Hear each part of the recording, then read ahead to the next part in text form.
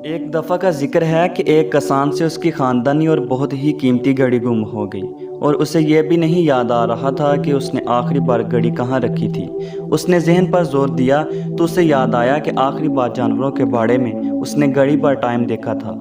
इसके बाद उसे कुछ याद नहीं आ रहा था, लिहाजा उसने बाड़े का ज़रा ज़रा छान मारा और घड़ी को तलाश करता रहा, लेकिन घड़ी को ढूंढने में कामयाब न हो सका।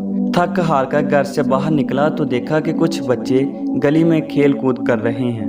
उसने बच्चों से दरख्वास्त की कि अगर वो घड़ी तलाश करने में उसकी मदद करें, अगर वो घड़ी ढूंढ लेते हैं तो वो उनका इनाम देगा। ये सुनकर सब बच्चे उसके साथ घड़ी ढूंढने में लग गए। काफ़ी जुस्तजू के बाद बच्चे मायूस होकर बाड़े से बाहर निकल आए और कहा कि हमें तो कोई घड़ी नहीं मिली। ये सुनकर किसान काफ़ी परेशान हुआ और बाहर जाकर उदास बैठ गया। इतने में एक बच्चा उसके पास आया और कहा कि आप बच्चों को यहीं अपने पास बिठाएं, मैं अकेला अंदर जाता हूं और एक बार फिर कोशिश करता हूं, शायद घड़ी मिल जाए।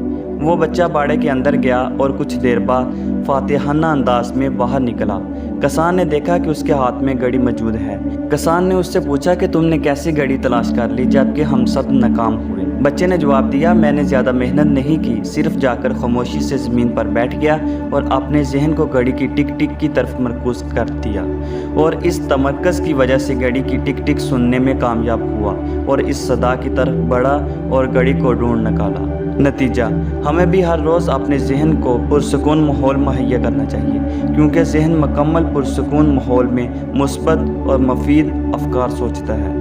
अगर वीडियो अच्छी लगे तो लाइक के बटन को प्रेस कर दें और मज़ीद अच्छी अखलाकी और सबक आमोज़ वीडियोस देखने के लिए अभी खालिद एडवांस एकेडमी चैनल को सब्सक्राइब करें। जज़ाकल्लाह।